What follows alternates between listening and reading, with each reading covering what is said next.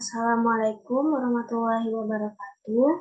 Perkenalkan, nama saya Intan Maryani dengan NIM B1011221157. Saya berasal dari kelas D. Kepada yang terhormat Bapak Yanto SEMSC selaku dosen pengampu mata kuliah pengantar ekonomi mikro. Untuk kali ini saya akan membahas teori nilai guna.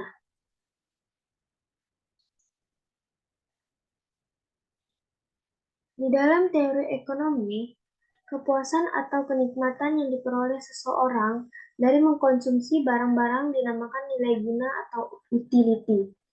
Nilai guna total dapat diartikan sebagai jumlah seluruh kepuasan yang diperoleh dari mengkonsumsikan sejumlah barang tertentu.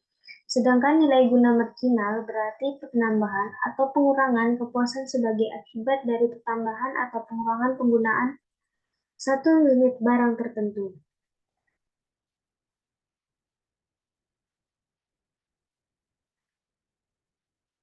Rama Alessandro 2001 dalam Iskandar 2003 menyatakan bahwa teori nilai guna atau utilitas, yaitu teori ekonomi yang mempelajari kepuasan atau kenikmatan yang diperoleh seseorang konsumen dari mengkonsumsikan barang-barang.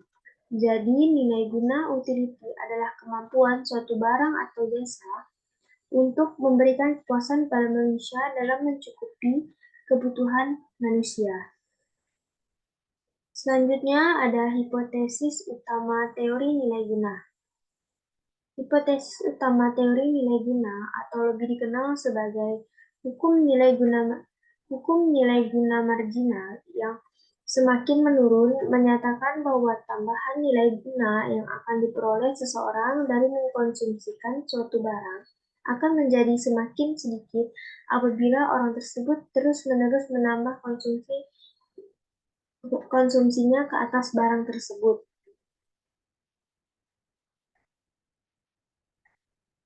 Selanjutnya ada nilai guna total dalam angka dan grafik. Hipotesis utama teori nilai guna atau lebih dikenal sebagai hukum nilai guna marginal yang semakin menurun menyatakan bahwa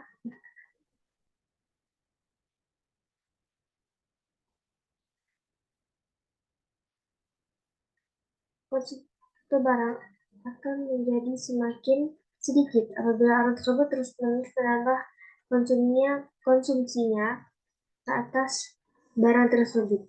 Jadi jika kita mengkonsumsikan suatu barang dengan secara berlebihan, lama-kelamaan kita akan mengalami kebosanan atau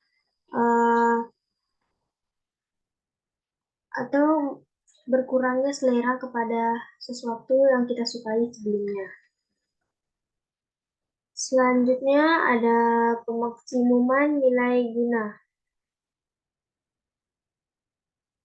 Setiap orang akan berusaha untuk memaksimumkan kepuasan yang dapat dinikmatinya. Dengan perkataan lain, setiap orang akan berusaha untuk memaksimumkan nilai guna dari barang-barang yang dikonsumsinya. Yang kedua, ada cara memaksimumkan nilai guna. Kerumitan yang timbul untuk menentukan susunan atau komposisi dan jumlah barang yang akan mewujudkan nilai guna maksimum bersumber dari perbedaan harga-harga berbagai barang. Kalau harga setiap barang adalah bersamaan, nilai guna akan mencapai tingkat yang maksimum apabila nilai guna marginal dari setiap barang adalah sama besarnya. Yang ketiga, ada syarat pemaksimuman nilai guna. Kerumitan yang timbul untuk menentukan susunan atau komposisi dan jumlah barang yang akan mewujudkan nilai guna maksimum bersumber dari perbedaan harga-harga barang. Selanjutnya, ada teori nilai guna dan teori permintaan. Ada dua faktor yang menyebabkan permintaan ke atas suatu barang berubah apabila harga barang yang mengalami perubahan. Yang pertama ada efek penggantian. Perubahan harga suatu barang mengubah nilai guna marginal per rupiah dari barang yang mengalami perubahan harga tersebut.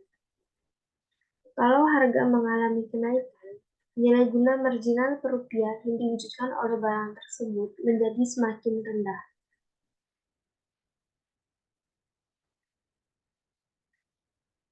Perubahan suatu barang mengubah nilai guna marginal per rupiah dari barang yang mengalami perubahan harga tersebut.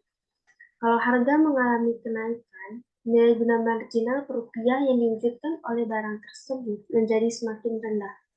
Misal, harga barang A bertambah tinggi, maka sebagai akibatnya sekarang MU barang A per PA menjadi lebih kecil dari semula. Kalau harga barang-barang lainnya tidak mengalami perubahan lagi, maka perbandingan di antara nilai guna marginal barang-barang itu dengan harganya atau nilai guna marginal per rupiah dan barang-barang itu tidak mengalami perubahan. Yang kedua ada efek pendapatan. Kalau pendapatan tidak mengalami perubahan, maka kenaikan harga menyebabkan pendapatan real menjadi semakin sedikit. Dengan perkataan lain, kemampuan pendapatan yang diterima untuk membeli barang-barang menjadi bertambah kecil dari sebelumnya. Maka kenaikan harga menyebabkan konsumen mengurangi jumlah berbagai barang yang dibelinya, termasuk barang yang mengalami kenaikan harga.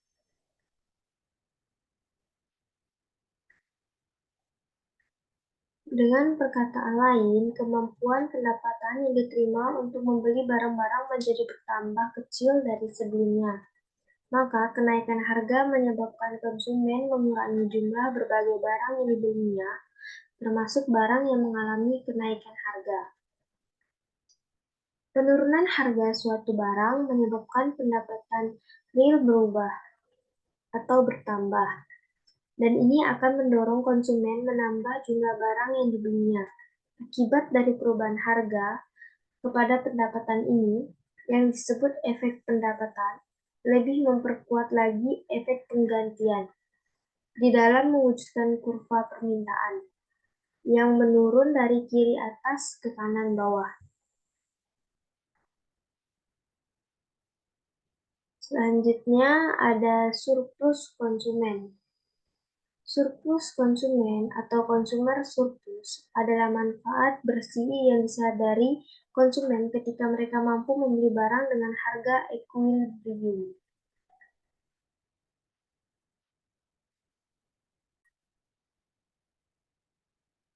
Mengutip Kamus Besar Bahasa Indonesia, surplus adalah jumlah yang melebihi hasil biasanya. Surplus disebut juga kelebihan atau sisa dalam buku akuntansi keuangan daerah. Surplus adalah selisih lebih antara belanja dan pendapatan. Surplus kebalikan dari defisit yaitu selisih kurang antara pendapatan dan belanja. Selisih lebih dan kurang dari pendapatan dan belanja ini dicatat dalam pos surplus atau defisit. Jika terjadi surplus, diutamakan untuk pembayaran pokok utang, penyertaan modal, pemberian pinjaman, dan pendanaan belanja. Dalam ilmu ekonomi, dikenal surplus ekonomi yaitu total surplus konsumen dan produsen dalam perekonomian. Kedua jenis surplus ini untuk membandingkan besar pengurangan kesejahteraan pembeli, penjual, dan kenaikan jumlah pendapatan pemerintah. Surplus konsumen ini untuk mengukur keuntungan konsumen atas partisipasi dalam suatu pasar. Surplus konsumen terjadi ketika konsumen membayar dengan harga lebih tinggi dari harga pasar. Grafik dari surplus konsumen menjelaskan penawaran dan permintaan barang. Konsumen akan mengkonsumsi sejumlah barang, bahkan mereka akan membayar harga lebih tinggi daripada harga pasar.